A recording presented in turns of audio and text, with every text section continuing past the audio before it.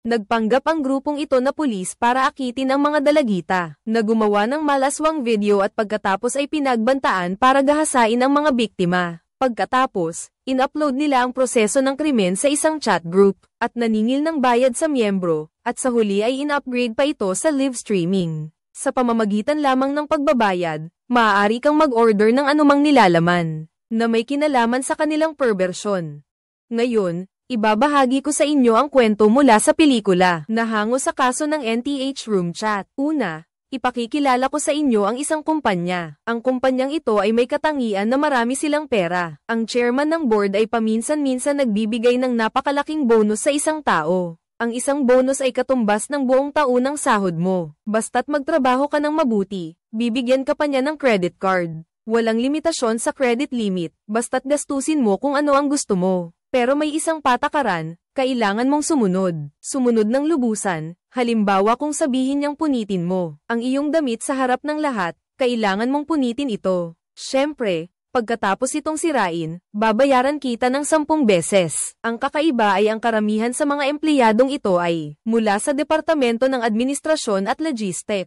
Tungkol naman sa pangunahing negosyo ng kumpanyang ito, lahat ay hindi alam na ang pinakamalaking kumikitang departamento ng kumpanya ay nasa isang misteryosong opisina na kakaunti lang ang makakapasok. Ngayon, nagre-recruit ang kumpanya ng mga bagong empleyado at magkakaroon ng welcome party sa gabi. Dahil sa unang beses na uminom ng alak ang kasamahan nating babae, hindi niya napigilan at nasuka. Hindi natuwa ang presidente.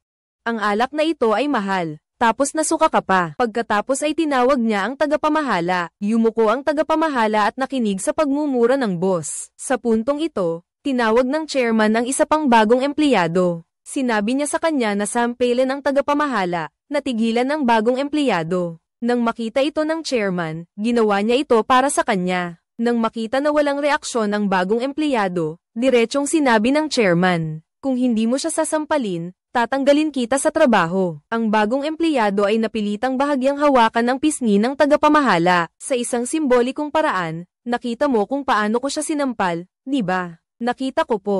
Kung mas mahina ang sampal mo kaysa sa sampal niya, patay ka. Sisanti ka sa akin. Simulan mo na. Bilisan mo. Sampailan mo na. Patawad po talaga. Gayunpaman, hindi pa rin siya pinatawad ng presidente. Inutusan niya itong sampailan ulit. Kailangan mo pa ring sampailan. Sampailan mo na lang ng buong lakas. Ang kumpanyang may ganitong baluktot na kultura sa trabaho ay tinatawag na U-Data. Ito ang pinakamahusay na kumpanya sa pag-iimbak at paglilipat ng data sa lugar. Dahil napakataas ng kita, maraming tao ang humahanga at nagpupunta rito. Ang bagong empleyado na si Soyeon Min ay naging bida sa party. Siya rin ay isa sa mga unti-unting nasasanay sa trabaho sa kumpanya. Nalaman niya na ang tinatawag na kultura ng lobo na pinahahalagahan ng presidente ay isa lamang dahilan para ilabas niya ang kanyang mga baluktot na pagnanasa. Nang araw na iyon, habang nakikipag-usap sa isang customer, upang maging tapat, kusang loob niyang inamin ang kawalang katwiran ng kumpanya. Umaasa siyang mauunawaan siya ng customer, ngunit wala pang 1 minuto. Lumitaw ang presidente sa harap ng lahat ng empleyado ng kumpanya. Sinampal siya ng 2 beses sa mukha ng matindi. Hindi kinaya ni Soyeon Min ang kahihiyan, kaya nagpasya siyang mag-resign. Kinabukasan, pagkatapos mag-resign, nag-post siya ng komento online tungkol sa pananakit ng presidente sa empleyado, ngunit ilang segundo lang ay binura niya ito. Kahit papaano, may asawa pa siya sa bahay na inaalala niya, baka madamay. Ngunit hindi niya inakala na ganoon pala katapat ang presidente. Hindi pa niya nabubura ang komento ng matagal. Dumating na ang presidente kasama ang kanyang mga tauhan sa bahay niya. Dinala siya sa isang bodega at ikinulong. Magaling kang mangasar, pero bawat salitang sasabihin mo ay papaluan ka. 3 palo. Ano ang ginagawa mo? Tulungan mo siyang tumayo. Oo, sumpa. Kakaunti pa lang ang palo mo. Bumagsak ka na, talian mo. Talian mo ng mahigpit. Nagpapanggap ka lang na nasasaktan at sumisigaw ng ganyan. 2 palo. Ang sama mo. Ang sama ng pakiramdam mo. 3 palo. Magaling. Sumusulat ka lang ng kung ano-ano. 4 na palo. 5 palo. Galing ako sa probinsya. Nakakita na ako ng maraming pagpapalo ng aso. Talagang nakakatakot, nakakakilabot. Si Soyeon Min ay binugbog ng 45 na beses matapos makaranas ng kahihiyan. Pag-uwi niyang sugatan, Pinayuhan siya ng kanyang asawa na idmanda ang kumpanya at ang presidente nito. Pagkatanggap ng demanda, agad na naghanap ng abogado ang presidente para harapin ito. At ang abogado na nahanap niya ay isang prosecutor. Isang prosecutor na kakagaling lang sa Korean Prosecutor's Office. Mayroong tinatawag na predecessor's privilege. Ibig sabihin, kapag nagbitiw ang isang prosecutor at naging abogado, ang unang kasong hahawakan niya ay automatikong mananalo sa korte. Kaya naman, napakakumpiyansa ng presidente. Ngunit ang kakaiba ay, bago pa man ang paglilitis ng kaso, si So Yeon-min ay uminom at tumalon sa ilog para magpakamatay. Pagkatapos ay dinala siya sa ospital para gamutin. Malinaw na may gumawa nito. Ang asawa, syempre, ay may naiintindihan.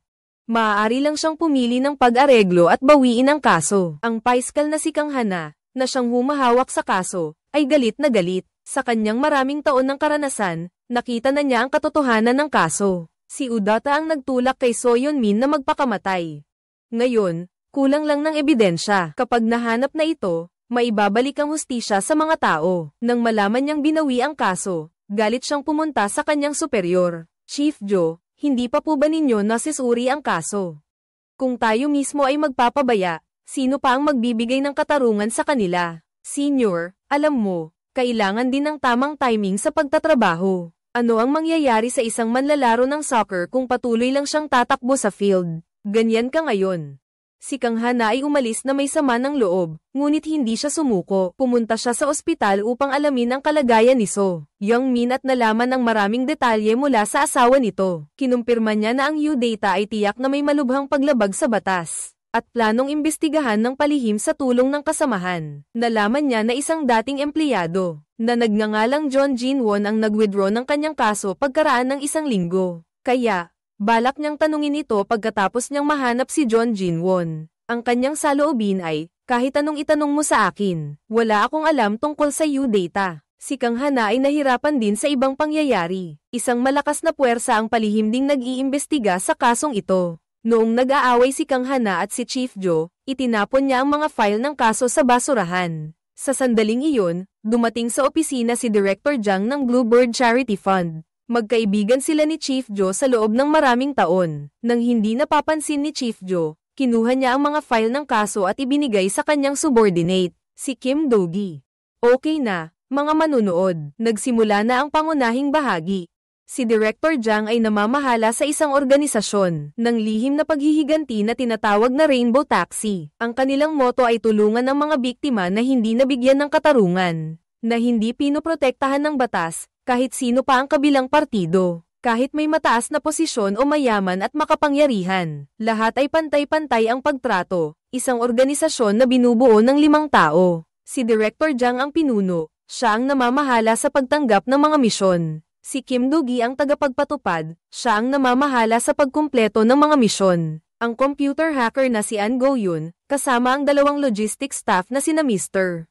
Choi at Mr. Park, sila ang namamahala sa pagsuporta sa mga misyon. Silang 5 ay may iisang bagay na pareho. Ang kanilang mga mahal sa buhay ay dating naging biktima ng mga kriminal. Mga halang na walang dahilan kung bakit sila nananakit, ngunit ang mga kriminal na ito ay sinasamantala ang mga butas sa batas ng Korea o kaya naman ay umiiwas sa responsibilidad, o kaya naman ay hindi nakakakuha ng karampatang parusa. Kung hindi maibigay ng batas ang hustisya, sila na mismo ang gagawa ng matalas na talem. Karaniwan, kailangang may tumawag na biktima para kumilos ang organisasyon. Ngunit dahil nasaksihan mismo ni Director Jang ang hindi makatarungang pangyayari na ito, kaya nagpa siya ang organisasyon na kusang kumilos at mag-imbestiga. Si Kim Do-gi ang unang bumisita sa mga kapitbahay at pamilya ni So Yeon-min. Nalaman niya ang maraming detalye ng kaso.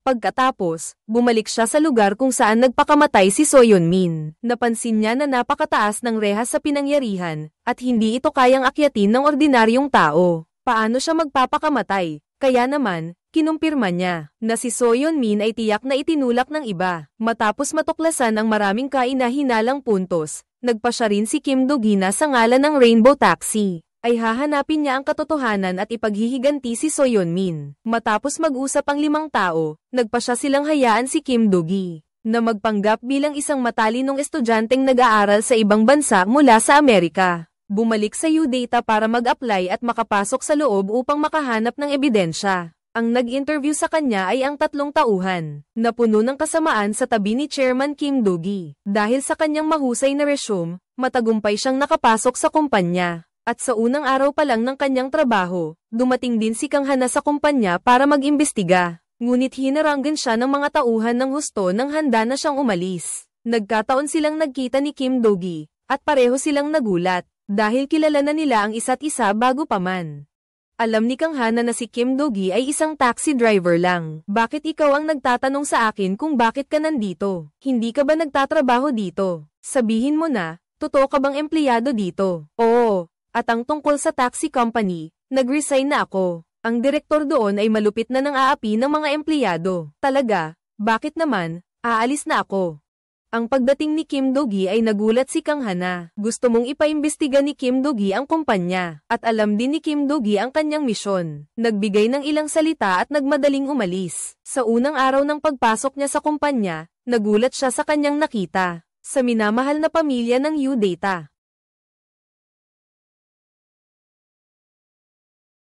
Noong nakaraang taon, ang kita ay bumagsak sa talaan. Sino ang gumawa nito? Ito ang Strategic Planning Department. Bigyan natin ng masigabong palakpakan ang ating Strategic Planning Department. Pagkatapos, tinawag pa ng presidente ang isang empleyado. Naglabas ng pera at ipinamahagi sa lahat sa harap ng publiko. Ginamit niya ang paraang ito upang akitin at pasamain. Nalulugod ang lahat ng empleyado sa talumpati niya. Narinig ni Kim Do-gi mula sa usapan ng mga kasamahan na ang departamento na may pinakamagandang benepisyo at pinakamataas na sahod sa buong kumpanya ay ang Strategic Planning Department, at si So Yeon-min ay dating nasa departamento na iyon.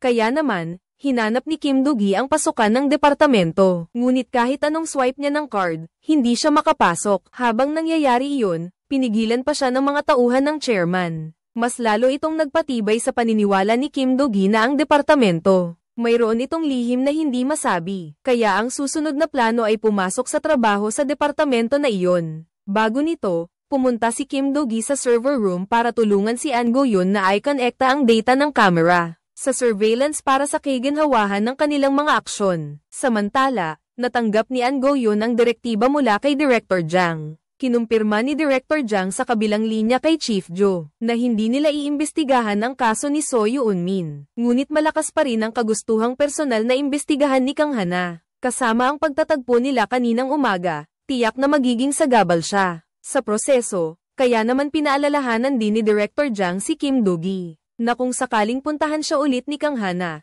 dapat ay basta na lang niya itong kausapin. Dahil si Kim Do-gi ay baguhan pa lamang at hindi talaga maaaring ilipat sa planning department, kaya naman nakaisip siya ng paraan. Pinakiusapan niya si An Go-yeon na maglagay ng virus sa computer ng kumpanya, na siyang magiging sanhi ng pagkaantala ng operasyon ng kumpanya. Alam ng presidente na magagalit siya. Sinabi ng kanyang tauhan na aabuti ng ilang araw bago bumalik sa normal ang operasyon ng kumpanya. Sinamantala ni Kim Do-gi ang pagkakataon at sinabing kaya niyang ayusin ang problema sa loob ng 10 minuto. Pagkatapos ay nakipagtulungan si An Go-yeon sa kanya ng malayuan upang mabilis na ma-decode ang virus. Masayang-masaya ang presidente at agad na nagbigay ng pera bilang gantimpala. Ngunit sinabi ni Kim Do-gi na hindi niya kailangan ng pera, gusto lang niyang sumali sa planning department. Pagkarinig nito, hindi agad pumayag ang presidente at tumalikod. Napagtanto rin ni Kim Do-gi na para makapasok sa planning department, hindi ang kakayahan ang nagdedesisyon. Kaya, muli niyang inimbestigahan ang mga profile ng mga empleyado ng planning department, at natuklasan na ang mga empleyado na nakapasok dito, o baon sa utang o kaya ay lasenggo, o sugarol. Mukhang para makapasok sa planning department na ito, hindi pwede kung walang bahid. Kaya, gumawa si Kim Do-gi ng isang kontrobersyal na background para sa kanyang sarili, at nakipagtulungan din siya kay Mr. Park para magtanghal ng isang dula sa harap ng chairman, upang matugunan ang kanilang mga kahilingan. Nang araw na iyon, paglabas pa lang ng chairman sa restaurant, nakita niya agad si Kim Do-gi na nakatayo sa labas.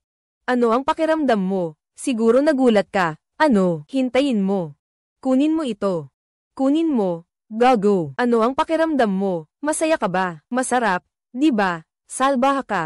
Ano ang pakiramdam mo? Nakakatuwa talaga ang lalaking ito. Nakakatuwa talaga siya. Talagang nakakabaliw. Nagtagumpay ito sa pagkuha ng atensyon ng chairman. Sa kasalukuyan, kulang sa tauhan ang planning department, kaya agad na ipinag-utos ng chairman sa kanyang mga tauhan na imbestigahan ng mabuti ang background ni Kim Do-gi. Dahil nakahanda na sila, si Kim Do-gi ngayon ay isang tunay na basurang panlipunan. Lubos na nasiyahan ng chairman dito at agad siyang pinapasok sa planning department. Bukod pa rito, binigyan pa siya ng chairman ng credit card para magamit niya sa kung ano ang gusto niya pagpasok sa planning department. Ang lalaking may blonde na buhok ay nag-install ng eavesdropping software sa telepono ni Kim Do-gi. Basta ay activate lang ng chairman ang remote control. Maaari niya itong pakinggan anumang oras dahil ito ang unang araw niya sa department na ito. Kaya hindi niya napansin ang anumang kakaiba. Ngunit pag-uwi niya mula sa trabaho, matagal nang naghihintay si Kang Han na doon. Diretso siyang nagsalita, sinabi niyang iniimbestigahan niya ang U-data. Umaasa siyang makapagbibigay si Kim Do-gi ng mga dokumento para matulungan siya. Dapat niyang malaman na si Kim Do-gi ay kasalukuyang pinakikinggan, ang chairman ay nasa opisina, nakikita ang dalawang nag-uusap, alam din niyang iniimbestigahan siya ni Kang Han. Kaya naman binuksan niya ang listening program sa telepono ni Kim Do-gi. Buti na lang ay nagawang paalalahanan ni An Go-yun sa tamang oras. Si Kim Do-gi ay napilitang patuloy na purihin ang chairman. Talagang nagkamali ako ng pagkakakilala sa tao. Lumalabas na may basura rin pala dito tulad ng chairman na ito. Basura? Sino ang tinutukoy mong basura? Kung ako ang sinasabi mong ganyan, sige na nga, pero hindi mo pwedeng sabihin ang chairman namin na ganyan. At sinabi mo pang basura ako, humingi ka ng tawad. Kahit mukhang imposible, umaasa pa rin akong magkakaroon ka ng konsensya. Si Kim Do-gi ay mahusay na nakaligtas sa mapanganib na sitwasyon. Pagdating niya sa parking lot, biglang lumitaw ang chairman. Tinalian siya at dinala sa isang lihim na silid para bugbugin. Tinatanong siya kung ano ang tunay niyang layunin sa pagpunta sa kumpanya. Si Kim Do-gi ay maaari lamang sumagot na pumunta siya doon para kumita ng pera. Kaya sinabi ko sa harap ng mga tao sa silid, kailangan patunayan ng planong ito kung gaano kakatapat sa kanila. Hindi ba't sinabi ninyo, Chairman, na siya ay pumunta sa U-data para magtrabaho ng masipag at kumita? Magaling. Kung gusto mong kumita, pumunta ka sa akin. Kunin mo ito. Ito ay magandang bagay.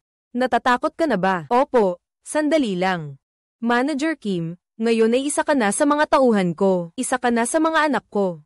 Totoo, tunay na anak ko. Isa ka na sa pamilya ko. Ngayon, isa ka na sa pamilya ko. Kaya pala, ito ay isang espesyal na welcome party. Si Kim Do-gi ay opisyal na nakapasok sa kumpanya. Matapos umalis ang presidente, tinawag ng isang tauhan si Kim Do-gi sa kotse. At pinakitaan siya ng isang video na nagsasabing ito ang kahihinatnan ng isang traidor. Ang video na iyon ang ebidensya ng kanilang pambubugbog kay So Yeon-min. Ngayon, makukumpirma na ang lahat ng sinabi ni So Yeon-min ay totoo. Matapos mapanood ang video, nakatanggap ng tawag ang tauhan. Sinabi ng kausap na may senyales ng paggising si So Yeon-min. Agad namang sinabi ng tauhan na pupunta siya sa ospital para ayusin ito. Tapos sinabihan si Kim Do-gi na mamatay na lang. Dapat pala ay inasikaso na agad sa simula pa lang para hindi na umabot sa ganito. Nakakainis, bakit hindi na lang pinatay? Ang pangit naman ng trabaho. Ano yang sasakyan na yan? Ano yan? Tungkol naman sa kapalaran ng alagad na ito, pag-uusapan natin yan mamaya. Kinabukasan, si Kim Do-gi ay nagtatrabaho sa planning department gaya ng dati. Ang dalawa pang alagad ay hindi makontak ang lalaking may asul na buhok. Inakala nilang lasing lang ito kagabi kaya hindi na nila pinansin. Isang tauhan ang nagbigay ng card kay Kim Do-gi. Gamit ang card na ito, makakapasok siya sa pribadong server ng planning department.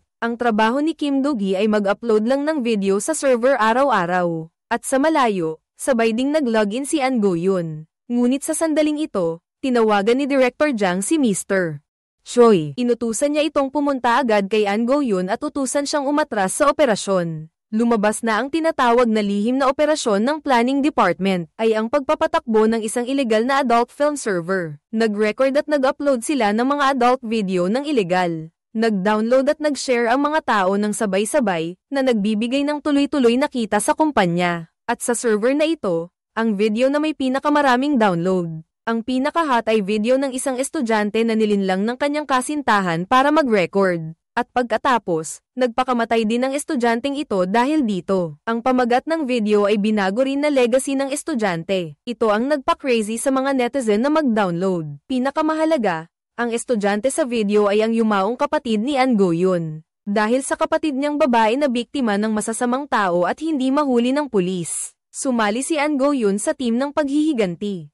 Noong panahong iyon, mahal ng kanyang kapatid ang kanyang nobyo. Anumang hilingin ng nobyo niya, pumapayag siya. Hindi niya inakala na ang nobyo niya ay isang profesional na photographer na nanloloko ng mga inosenteng babae. Nang ilabas ang video, naging sentro ng kontrobersya ang kanyang kapatid. Nag-uusapan siya ng lahat sa eskwelahan.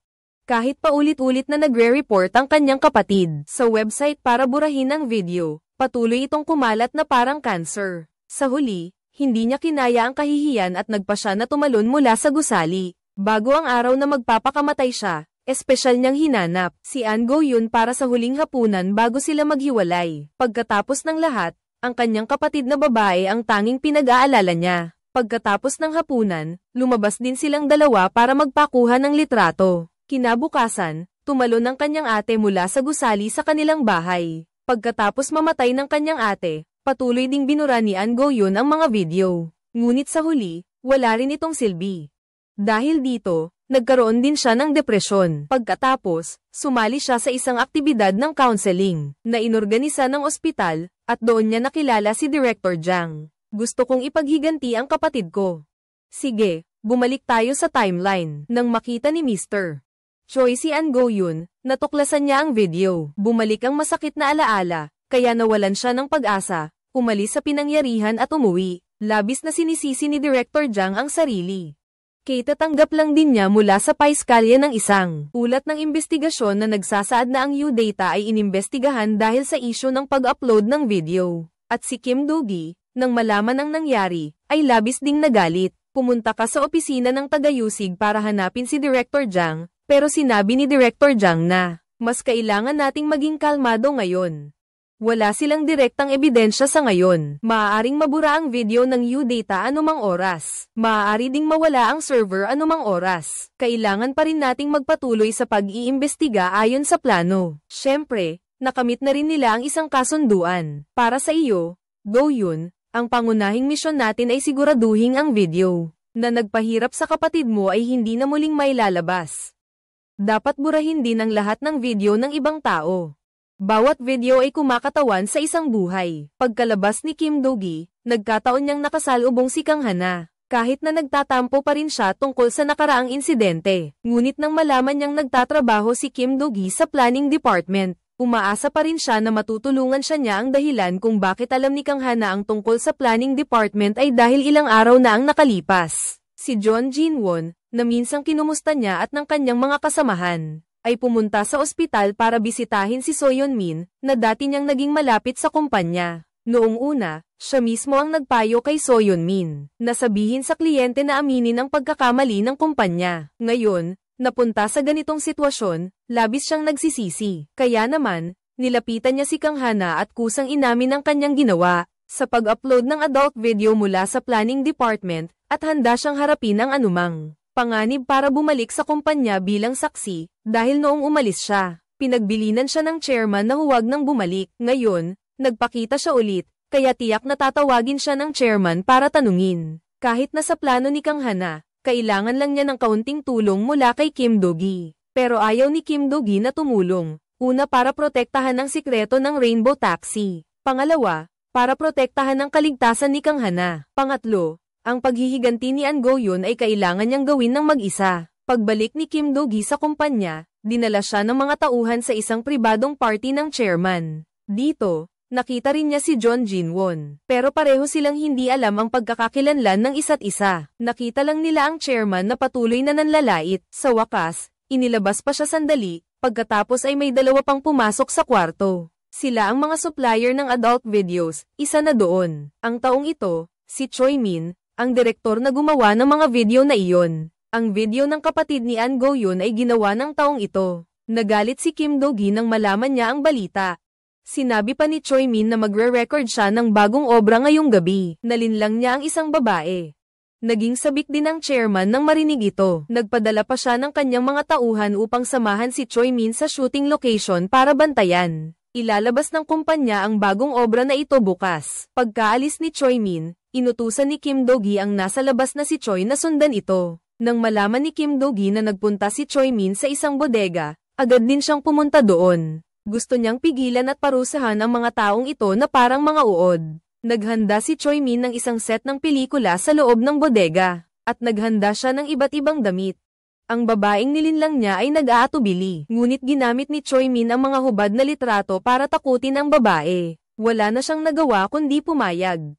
Sakto namang may dumating na delivery man. Kinuha ni Kim Do-gi ang helmet at pumasok sa bodega. Pinabagsak mo ang isang gwardya sa pintuan sa harap. Ang iba pa ay isa-isa mo ring pinabagsak. Sa puntong ito, si Choi Min ay sumugod na may hawak na kutsilyo. Jjajangmyeon, spicy seafood noodles, pagkain ay nakakalat sa lahat ng dako. Direktor Choi, kumukuha ka ba ng action film, adult film? Ako ay pinag-utos ng lintik na chairman, alam ko na. Ngunit, mahal na department head, gusto mo talagang gumawa ng pelikula, hindi ba? Ano ang ginagawa mo? Ngumiti ka, tinutulungan kita na maging sikat, department head. Nakalimutan mo na ba? Hindi ba't sinabi mong sikat ka lang kapag patay ka na? Samantala, matapos matanggap ni Kang Hana ang balita mula kay John Jin-won, agad siyang nag-utos na imbestigahan ng presidente ng U-Data. Hindi rin nagpatalo ang presidente at dinala ang kanyang abogado sa opisina ng tagayusig para sumailalim sa investigasyon. Dahil ang abogadong ito ay dating tagayusig, lalo siyang mayabang. Ibinunton niya ang lahat ng responsibilidad sa kliyente na nagsasabing ang kumpanya ay nagbigay lamang ng platform para gamitin, at ginampanan din ang tungkulin nitong magpaalala tungkol sa kilos ng mga gumagamit. Lahat ay walang kinalaman sa kumpanya. Ayon sa mga tuntunin ng batas sa network ng Korea, kung hindi ikaw ang nag-upload ng video, kundi nagbibigay ka lang ng platform, ang kumpanya ay hindi talaga kailangang managot sa anumang responsibilidad. Nagbigay din ang abogado ng mga tunay na kaso upang patunayan. Sa puntong ito, si Kang Hana ay hindi makapagsalita, hindi pa talaga siya nakakahanap ng ebidensya. Si U-Data ay nag-upload ng video, tanging ang chairman lamang ang nakita niyang umalis ng maluwag. Pagkatapos bumalik sa kumpanya, ang chairman ay pumunta sa planning department. Hinihiling sa mga empleyado na ipagpatuloy ang pag-upload ng mga obra ng kanyang kapatid, si An Go-yoon. Sa puntong ito, si Kim Do-gi ay nakarating na rin sa trabaho at nakalogin sa server. Nahanap niya ang pahina para burahin ang lahat ng video at pinindot ang confirm button. Akala ng ibang mga kasamahan ay nagka-viro ang computer. Akala rin ni Kim Do-gi ay naging matagumpay siya kaya tumayo na siya at naghanda ng umalis. Ang resulta, tinawagan ng lalaking may pulang buhok ang isang tao. Sinabihan ng kabilang partido na makipag-ugnayan sa minahan. Pagkaraan ng ilang sandali, normal na ulit ang sistema. Maaaring ipagpatuloy ang pag-upload ng mga video. Sa puntong ito, napagtanto rin niya at ni Director Jang. Sa likod ng U-Data, marahil mayroon pang pangunahing server. Kailangan itong hanapin para tuluyang masolusyonan. Dahil ginamit ni Kim Do-gi ang kanyang tunay na pangalan sa pag-login sa server, ang kanyang pagtanggal ay malapit ng matuklasan ng presidente. Kaya, nakaisip si Kim Do-gi ng isang plano.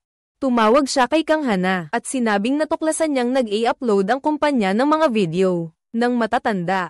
Maya-maya, dinala ni Kang Hana ang kanyang investigative team sa kumpanya para mangalap ng ebidensya. Natuklasan din ng presidente ang presensya niya sa pamamagitan ng kamera. Pinagmasdan niya ito, nagmamadaling inutusan ang kanyang tauhan na itigil muna ang pag-upload. Burahin ang lahat ng bakas at bumalik sa normal na operasyon. Sa huli, walang nakuha si Kang Hana, at lahat ng ito ay plano ni Kim Do-gi para takpan ang kanyang mga kilos pagkatapos ng investigasyon ni Kang Hana. Ang chairman ay naghanap kay Kim Do-gi. Chief Kim, alam mo na darating ang baliw na babae na iyon, kaya binura mo ang lahat ng data sa server, tama ba? Paumanhin sa hindi pagpapalam sa inyo ng mas maaga. Natatakot akong baka magkamali ka ng pagkakaintindi.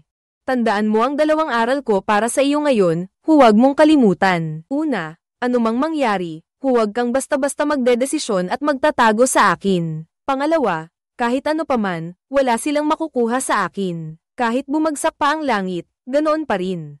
Naiintindihan mo ba? Kaya huwag kang basta-basta gagalaw sa data ko. Opo, bagaman matagumpay na nakaligtas si Kim Do-gi. Ngunit sa ngayon, nagsisimula na ring magduda ang chairman sa kanya. Dahil mula nang dumating si Kim Do-gi sa kumpanya, sunod-sunod na ang mga nangyayari. Nang matapos magtrabaho si Kim Do-gi, nakilala niya si Kang Hana. Sinisi siya ni Kang Hana sa pagbibigay ng maling impormasyon, na mapahiya ka sa harap ng iyong boss. Sino ang nagsabing peke ang impormasyon? Sinabi ko na, kahit magbigay ako ng impormasyon sa iyo, wala rin itong silbi. Wala kang kakayahan pero nagpapakitang tao ka pa. Nang makita ng lalaking may pulang buhok ang pag-uusap ng dalawa, nagpa siya siyang sundan si Kang Hana. Si Kang Hana naman, matapos niyang tingnan ang mga dokumentong ibinigay ni Kim Do-gi, ay muling nag-isip tungkol sa mga sinabi niya kanina. Kung hindi peke ang mga dokumento, isa lang ang dahilan. Siguradong mayroon pa ring server sa kumpanya. Isang malaking sikreto para sa pag-iimbak ng video. Agad niyang naisip si John Jin-won ngayon. Si John Jin-won ay nasa ospital para bisitahin si So Yeon-min. Agad na pumunta si Kang Hana sa ospital para hanapin siya at alamin ang sitwasyon. Dahil dito, napansin ito ng lalaking nakapula at mabilis na ibinalita sa presidente, at ang presidente naman ay sobrang gusot na ang isip. Una, ang dalawa niyang tauhan kasama si Choi Min ay nawala ng walang dahilan. Pangalawa, hindi pa rin malinaw sa kanya gaano karami ang alam ni John Jin-won tungkol sa lihim na server. Kaya tinawagan niya si John Jin-won.